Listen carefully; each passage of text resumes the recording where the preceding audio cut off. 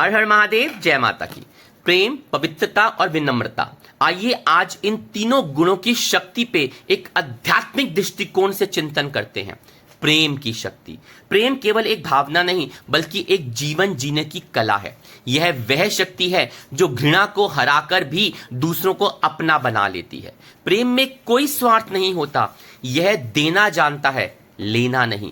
प्रेम से बोला गया एक मीठा शब्द क्रोध से बोले गए हजारों शब्द पर भारी हो जाता है।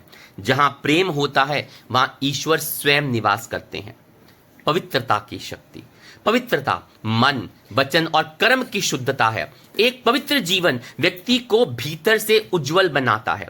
पवित्रता वह दीपक है जो अंधकार में भी सत्य का प्रकाश देता है।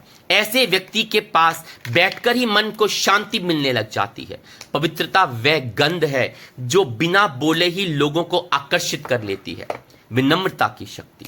विनम्रता वह गुण है जो महानता को और भी महान बनाता है। विनम्र व्यक्ति हर किसी को सम्मान देता है, चाहे वो छोटा हो चाहे वह बड़ा हो।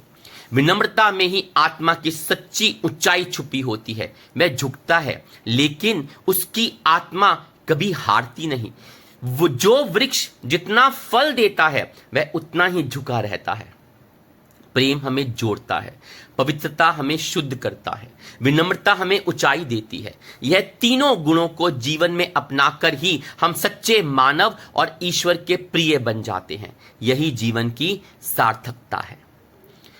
प्रेम और पवित्रता से जिया गया जीवन ही ईश्वर को प्रिय होता है। यह भक्ति और नैतिकता का मूल है। सच्ची विजय प्रेम से होती है, ना बल से, ना क्रोध से, ना छल से। यह अहिंसा और करुणा का सच्चा संदेश है। अधिकार और बल का प्रयोग अहंकार का प्रतीक है जो आध्यात्मिक दृष्टि से अवांछनीय है। क्रोध से नहीं, प्रेम और मुस्कान से ही शांति आती है। यह पारिवारिक और सामाजिक शांति की कुंजी है। प्रेम का अभाव ही अशांति का कारण है। यह आज के युग की सबसे बड़ी सच्चाई है।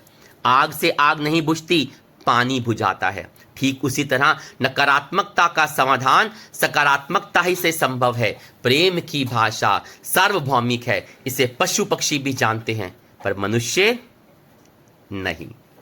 जय माता की।